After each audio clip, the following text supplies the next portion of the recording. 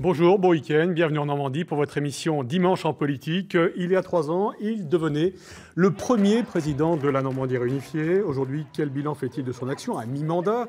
A-t-il réussi à mettre la Normandie sur les rails? Quels sont ses projets? Hervé Morin est notre invité ce midi. Bonjour. Bonjour. Mais d'abord, commençons par cette image, image de la semaine. Dans la région, le lancement du grand débat national par Emmanuel Macron à Grand-Bourteroulde dans l'Eure, votre département, Hervé Morin, le président que vous avez accueilli à l'entrée de ce gymnase d'ailleurs.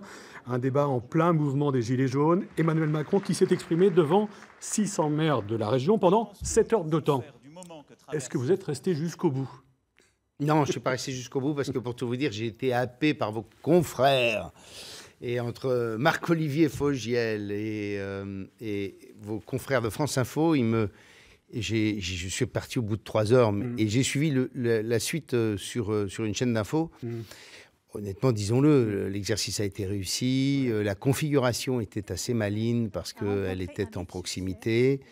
Voilà, le président de la République est en campagne de reconquête. En clair, la fracture est considérable avec les Français.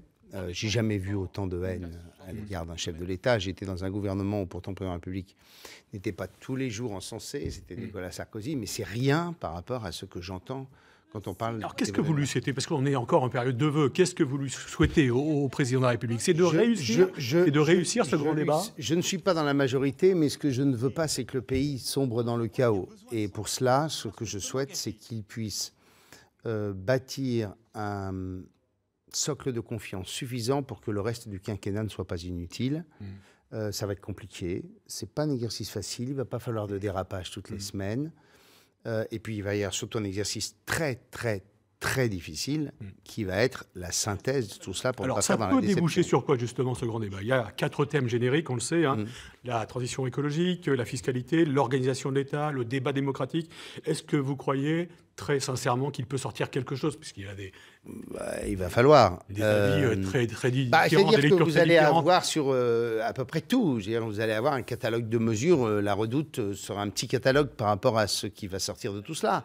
Sur les impôts, vous allez avoir la baisse de la CSG, la baisse de la TVA sur les produits de première nécessité, la réindexation des retraites, vous allez avoir l'ISF. Mais une mesure qui pourra aboutir, selon vous?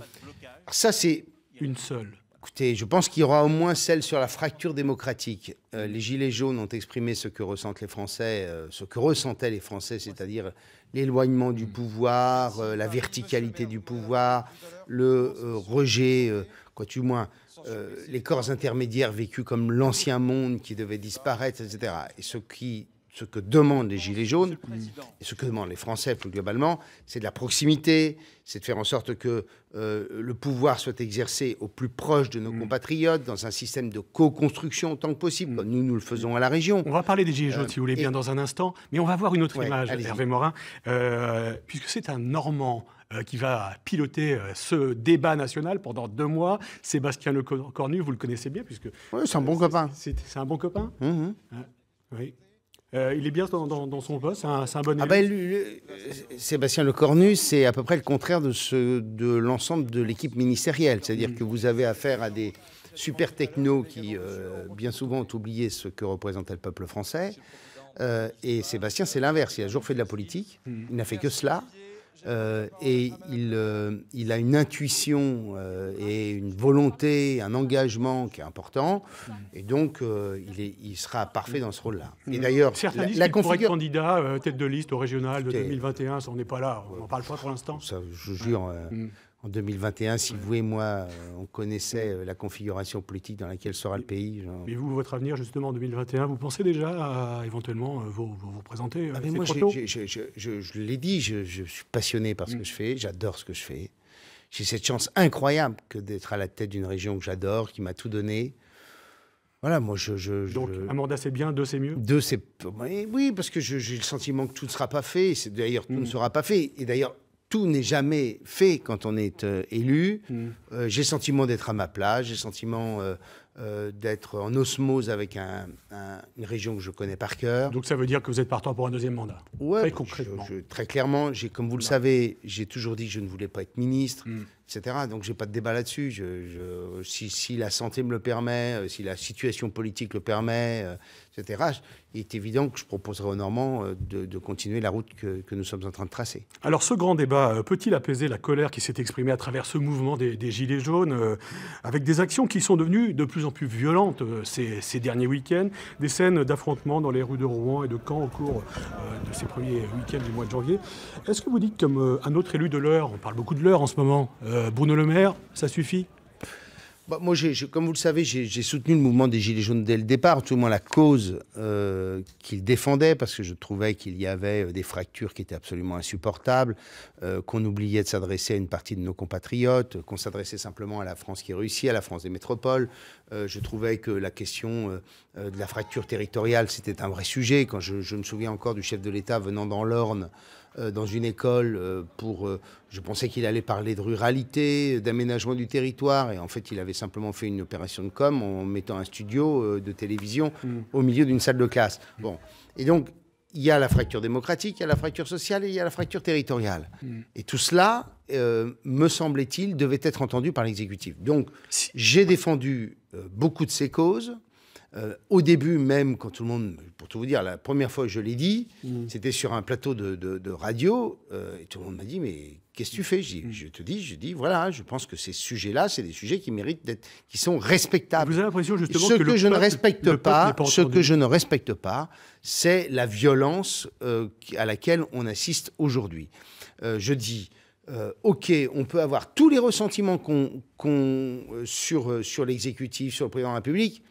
Il y a un débat qui s'ouvre, on joue le jeu de ce débat. Et puis en avril ou en mars, quand les arbitrages seront rendus, il sera toujours temps d'exprimer son mécontentement. De toute façon, au bout du compte... On ne parle pas de dissolution de l'Assemblée nationale, on n'en parle plus parce qu'au moment de votre il y a quelques jours, vous avez dit mais si ça continue comme ça, je crains, c'était votre expression, ce que je crains, c'est la majorité qui vient derrière. On ne craint plus la dissolution aujourd'hui ? Je pense que si les choses se passent mal, il n'y aura pas d'autre chemin que celui-ci. De toute façon, il faudra aussi une réponse politique. Très clairement, le mardi dernier, le président de la République a indiqué une grande inflexion de la politique du gouvernement. Et donc, il faudra des signes politiques. Les signes politiques, il n'y en a pas 36.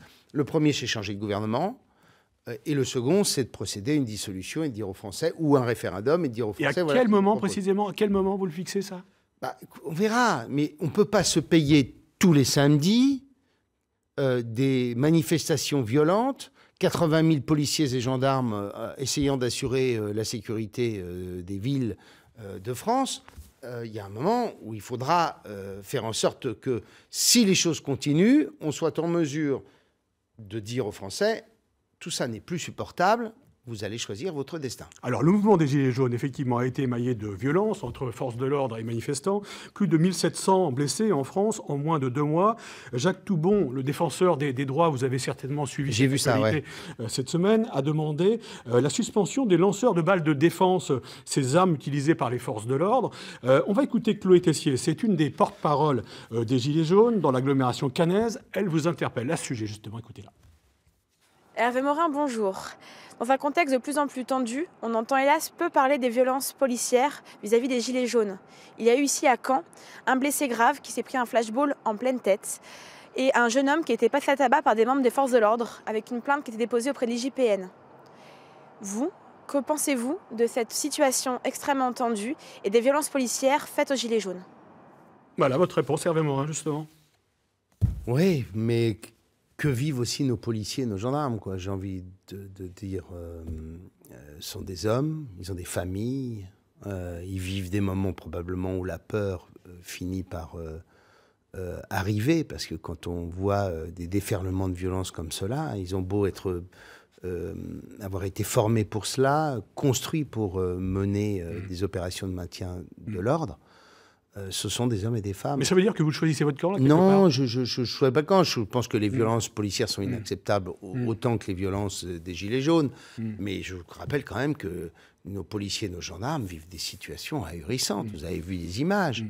C'est quand même assez terrible, quoi. Donc vous dites stop, de toute façon... J'ai encore vu des Gilets jaunes il y a 8 jours. Je leur ai dit, mais On a 3 mois de dialogue. Donnons cette chance au dialogue. OK, vous n'y croyez pas. Vous pensez que l'exécutif est en train de vous faire un grand cinéma, que tout ça, le Gilet jaune m'a dit, c'est de la balle. J'ai dit, OK, c'est de la balle, très bien. Mais moi, je considère qu'on doit donner cette chance au pays. Alors, je vous propose à présent d'écouter celui qui fut votre adversaire en 2015, lors du second tour des régionales. Vous vous souvenez sûrement de cette soirée épique avec ce suspense surtout que vous incroyable. m'aviez donné battu. Dans un premier temps. Mais après, ça s'est arrangé pour vous en fin de soirée. C'était une triangulaire. Oui, l'essentiel. Nicolas Bay, Nicolas Maillé-Rossignol. Et c'est Nicolas Bay, député européen et chef de file du Rassemblement Il est à Bruxelles. national en Normandie. Évidence, Il vous interpelle. Mais il vient aussi à la région, régulièrement. Vous l'avez face à vous lors des assemblées du Conseil régional. On l'écoute justement. Hervé Morin, le mouvement des Gilets jaunes en Normandie a été particulièrement dynamique. Beaucoup de nos compatriotes se sont exprimés sur la question du pouvoir d'achat, sur la fiscalité, sur les services publics. Sur tous ces sujets-là, la région a été étonnamment absente depuis 3 ans, alors même que ce sont des problématiques qui sont criantes. Sur le ferroviaire, vous avez organisé le désengagement de l'État. Sur les services publics qui disparaissent, je pense notamment aux maternités qui sont menacées de fermeture ou qui ferment. Et sur la fiscalité, eh bien, vous n'avez pas fait le geste sur la TICPE, c'est-à-dire sur les taxes sur le carburant au niveau de la région. Alors, qu'attendez-vous pour enfin répondre aux attentes des Normands sur le pouvoir d'achat et sur la fiscalité? Voilà, réponse Hervé Morin. Qu'est-ce que vous faites pour les Normands, pour leur pouvoir d'achat alors? Pour le pouvoir d'achat, on peut évoquer d'une part toute une série de politiques de proximité que la région mène, le chèque éco-habitat, ce que nous faisons pour les jeunes de 18 à 25 ans à travers la carte à tout. Nous consacrons quand même 14 millions d'euros par an pour leur permettre de pouvoir aller au cinéma, au théâtre, d'acheter des livres à prix réduit. On peut développer ça à l'infini. La taxe, il faut arrêter de faire de la com. Moi, je ne suis pas là pour faire de la com. La TICPE, la toute petite part de TICPE qui a été donnée aux régions, elle a été donnée aux régions il y a quelques années pour financer quoi? Alors on va faire un peu de pédagogie simplement, parce que tout le monde ne connaît pas la taxe intérieure sur les produits énergétiques.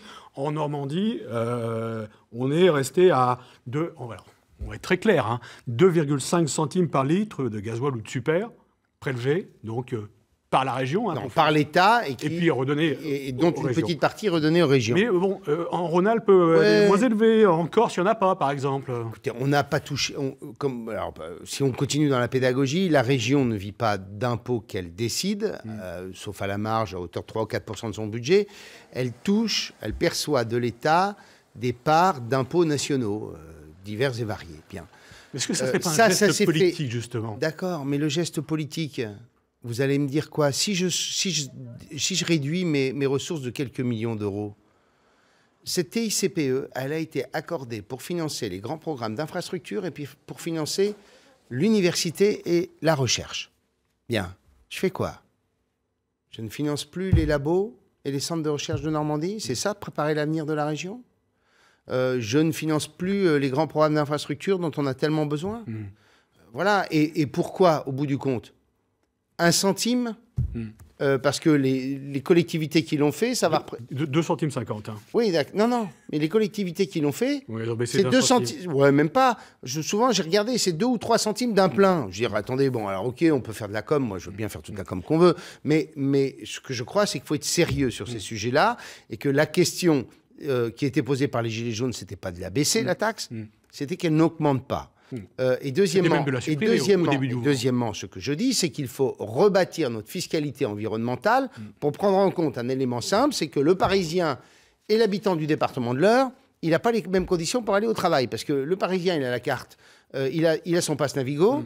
Le Normand est obligé de prendre sa voiture. Donc on touche pas cette taxe, d'accord. On modifie en profondeur, ça fait partie des sujets qui seront dans les débats nationaux, on modifie en profondeur les conditions de la construction de la fiscalité environnementale. Voilà, c'est clair. Ça fait 3 ans que vous êtes à la tête de la Normandie réunifiée, premier président de cette grande Normandie. D'ailleurs, en 1999, c'était il y a 20 ans, vous aviez déposé une proposition de loi pour... J'étais jeune député. Voilà, c'était il y a 20 ans, c'était un autre anniversaire. 3 ans, donc, on est à mi-mandat. On va écouter quelques réactions de Normands recueillies aux 4 coins de la région, ça va vous faire plaisir, j'espère, dans les rues de Rouen, de Caen, d'Avranches et de Vire, dans le Calvados. Qu'est-ce qu'on pourra améliorer? Peut-être des choses un peu pour l'environnement, davantage. La région, je ne vois pas grand-chose qui pourrait changer. Si, je vous dis, l'état des routes, c'est l'état des routes les lignes de chemin de fer, les transports. Et on supprime les petites gares, on veut supprimer certaines lignes. On voit bien que oui, les grosses métropoles de la région sont bien mieux desservies, mais qu'avec la grandeur du territoire, on a des gros manques qui vont s'accentuer. La région peut être beaucoup plus solidaire, notamment sur les transports, notamment à l'accès à la culture. C'est pas évident de trouver un emploi pérenne actuellement. Mais bon, je ne sais pas si c'est vraiment la Normandie en tant que telle. Vous pensez que la région pourrait faire quelque chose? Ah oui, pour ça, oui, pour trouver de l'emploi, ouais, sûrement, ouais. Parce qu'il n'y a pas grand-chose, il n'y a rien du tout. Ma fille, ça fait 5 ans qu'elle est comme ça, et elle trouve que des petites missions, c'est la misère. Et d'Hervé Morin, du président de la région, vous en attendez quoi? La même chose qu'un président de la République. La même chose qu'un président de la République, mais pas président de la République, pas encore, du moins. Non, je n'ai pas l'intention de l'être. Non. On vient d'entendre dans ces réactions ces jeunes qui disaient on ne trouve pas de travail dans la région. Alors on s'interroge de savoir si on doit rester en Normandie ou aller voir ailleurs, traverser la rue, traverser ces expressions qu'on a beaucoup entendues ces dernières semaines. Qu'est-ce que vous leur répondez justement à ces jeunes? On a créé un écosystème régional dont tout le monde s'accorde à reconnaître qu'il a favorisé le développement économique, qu'il a favorisé la croissance, puisque tous nos indicateurs économiques sont meilleurs que la moyenne nationale, qui est notre seule référence. Ce qui est vrai. C'est vrai. C'est vrai. C'est des chiffres qui sont de l'État, donc c'est pas moi qui les ai inventés. On n'a jamais eu autant de perspectives de création d'emplois, on n'a jamais eu autant...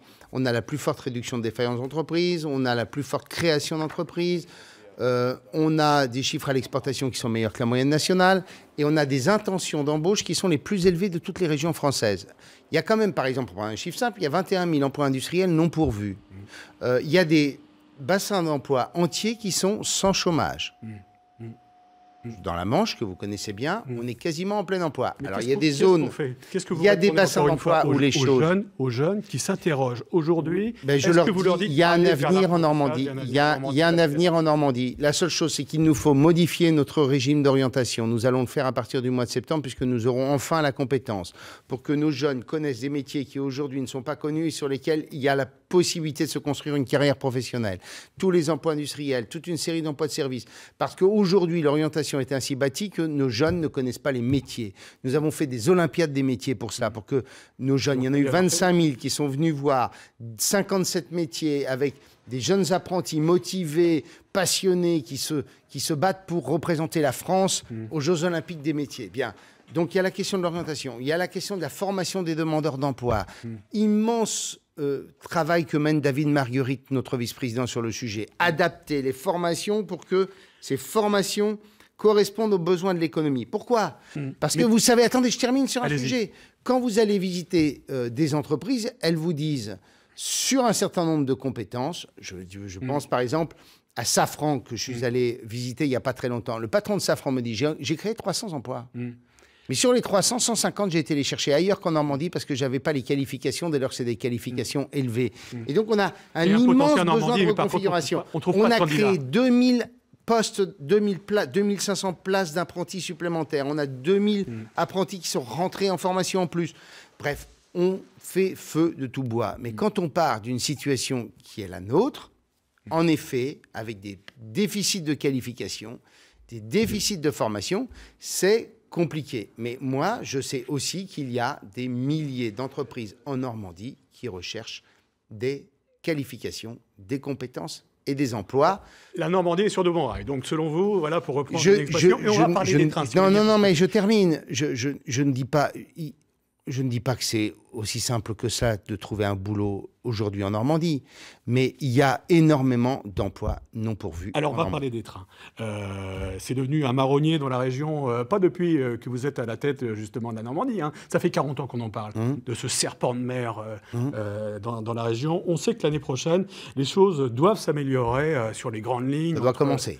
Elles vont commencer. Il y a un calendrier qui est prévu. On a vu des dates, avec janvier 2020 notamment.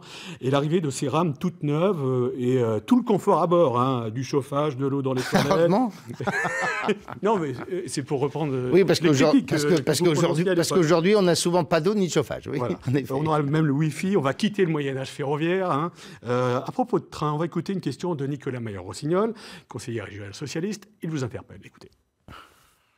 Aujourd'hui, vous avez fait le choix, depuis 3 ans maintenant, eh bien, de réduire ce service public. Il y a des gares qui ferment, il y a des guichets qui ferment, il y a des lignes qui sont menacées. Vous parlez même de privatiser certaines lignes. Or, ces lignes, elles sont attendues, elles sont demandées par les Normands. Alors, Monsieur le Président, tout simplement, qu'allez-vous faire demain pour sauver, maintenir, renforcer ce service public de proximité, ce service ferroviaire? S'il vous plaît, par pitié, pas de langue de bois. Voilà, pas de langue de bois. Oui. Non, mais moi, là, entre vous à sujet, je sais pas. Si je n'étais pas assis, enfin, voilà, quoi. On était dans une situation d'impasse absolue. L'État nous avait abandonnés. L'État nous racontait la même histoire, la même chansonnette. On a une dette à l'égard de la région. Il ne se passait rien. Rien. Je propose à Manuel Valls un deal. Alors ça, on connaît l'histoire. Vous payez, non, mais parce que les téléspectateurs, pas forcément. Bon. Alors, voilà. Rapidement, si vous voulez. Et donc, 1,5 milliard d'euros sont investis sur le ferroviaire en Normandie. On représente 70% de la totalité des crédits que l'État met en France sur le ferroviaire. On est devenu une priorité nationale. On va avoir des rames neuves qui vont arriver à raison de 3 par mois. À partir du mois de janvier 2020. 500 millions d'euros sont consacrés sur les voies. Les ateliers de maintenance, 140 millions d'euros. Atelier de maintenance à Sotteville, il est en construction. Atelier de maintenance à Caen, il est en construction. Atelier de maintenance secondaire à Cherbourg. Tout cela avec une augmentation de l'offre ferroviaire de 20%.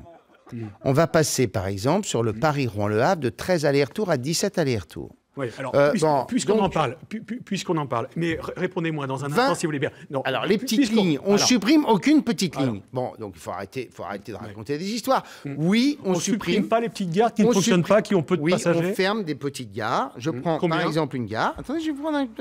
On va me reprocher de fermer la gare de Sainte-Gauburge. Savez-vous combien il y a de voyageurs par jour à Sainte-Gauburge? Vous allez me le dire. 2. On va me reprocher. Sainte-Gauburge 2, peut-être, quand on parle de fermeture de Vire, on va me reprocher la fermeture de Saint-Pierre-du-Vauvray. 5 voyageurs par jour, en sachant qu'on peut aller à Val-de-Reuil pour prendre le train. Bien. Est-ce qu'on a le droit aussi de faire en sorte qu'on s'adapte à la réalité des trafics? Ça, c'est des comptages qui ont été effectués, ça n'a pas été inventé. Bien. Troisième élément, on nous dit il faut pas remplacer le train par le bus. Bon, je vous rappelle quand même que... Alors, parlons-en. Est-ce qu'on met des bus Macron sur des lignes Il y a déjà des bus Macron. Mais bon, alors, des bus Macron ou d'autres bus, comme vous voulez, sur le Camp Rennes, par exemple. Non, mais oui, eh bien, on mettra du bus à haut niveau de service. On pourra prendre un café, on aura le Wi-Fi, on aura le journal. Je vous rappelle que donc le bus... On arrête les trains sur cette ligne-là. Non, on a au contraire amélioré l'offre sur le Caen Granville parce qu'on s'est rendu compte qu'il y avait beaucoup de Canets qui allaient vers Saint-Lô et Granville le matin. Donc on développe un nouveau service ferroviaire, mais le Caen Rennes en direct, on continuera à en faire à la marge, mais on en fait par bus. Pourquoi? Parce qu'on met moins de temps en bus qu'en train. Alors, et je rappelle tout de même que le train... c'est 5 fois plus cher que le bus. Alors, et je termine. J'ai encore une question à vous poser. Je rappelle que quand vous achetez un billet de train, 80% du billet de train, il est subventionné par le contribuable. Et donc, on a quand même aussi l'exigence de la dépense publique. On va traverser la Manche, si vous voulez bien, pas en train depuis la Normandie, pas tout de suite, du moins. L'Angleterre sortira-t-elle de l'Europe le 29 mars? Dans les sports, ou presque. C'est sûr. Bah, il n'y a pas d'accord politique. Oui, mais on essaie de négocier en Angleterre. Oui, mais écoutez, mon sentiment, je serai à nouveau en Angleterre la semaine prochaine pour discuter avec les responsables des ports qui sont nos correspondants pour les 3 ports de Normandie. Très clairement, j'avais eu, il y a 1 mois et demi déjà des conversations avec des responsables politiques britanniques de très haut niveau à l'ambassade de France. Très clairement, ils pensent qu'il y a aucune... Est-ce que vous dites que c'est une catastrophe? Et je rappelle que Madame May, en plus, a indiqué hier ou avant-hier qu'elle ne demanderait pas un report de la date de la sortie. Mais quelles conséquences pour notre région, dans les ports de Dieppe, de Ouistreham? Nous avons été alertés par les milieux économiques fin août en disant tout ça n'est pas préparé comme il faut. On s'est donc, on a pris les choses en main sur des sujets notamment qui étaient relevés de l'État. On avait par exemple une grande faiblesse, que le ministère de l'Agriculture n'avait absolument pas anticipé convenablement les contrôles vétérinaires et les contrôles sanitaires. Donc on n'avait pas embauché le personnel suffisant pour faire en sorte qu'à chaque fois qu'un camion frigo passe la frontière, on puisse le contrôler comme l'exigent les règles européennes sur les contrôles douaniers. tout cela, on s'est mobilisé avec Xavier Bertrand et avec mon collègue de Bretagne pour dire à l'État, il est peut-être temps d'anticiper les choses un peu plus que tout ça. Aujourd'hui, j'étais à Matignon hier, on nous annonce des vétérinaires, peut-être pas un nombre suffisant au début, mais qui vont arriver progressivement dans les places. On nous annonce des douaniers. Donc on est prêt, c'est ce que vous dites pour le. On va avoir un système qui ne va pas marcher parfaitement au 30 mars, mais on va mettre en place des équipements qui seront des équipements grosso modo intermédiaires. On lance les appels d'offres et ensuite, je l'espère, nous aurons un système qui marchera comme l'Union européenne nous le demandera.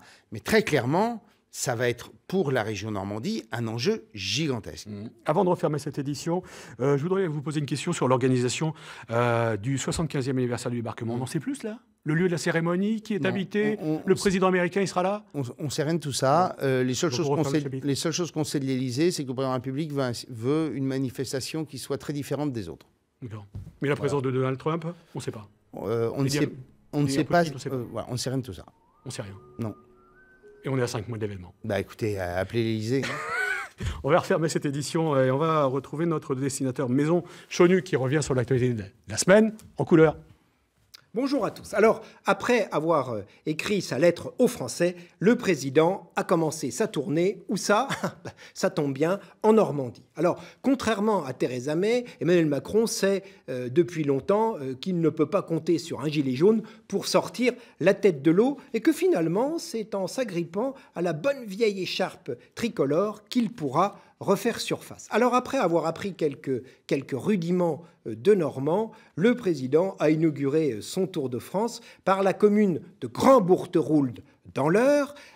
Il a devant environ 600 maires pendant près de 7 heures. Eh bien, il a défendu sa politique, surtout en intégrant une nouvelle composante, la lutte contre la fracture territoriale. Alors, pour éviter de se prendre une veste aux prochaines élections, il a fait tomber la veste. Alors, ce président jacobin se serait-il converti à l'esprit girondin, cher au président Morin ? Bien écoutez, il n'a pas le choix parce que c'est bien la France des territoires qui est en colère. Alors, pour conclure, entre Normands, je crois que nous pouvons dire une chose, c'est que nous espérons tous que Hervé Morin, qui défend bec et ongle une France décentralisée, appliquera cette politique sur son propre territoire, la Normandie. Je vous souhaite un très bon dimanche.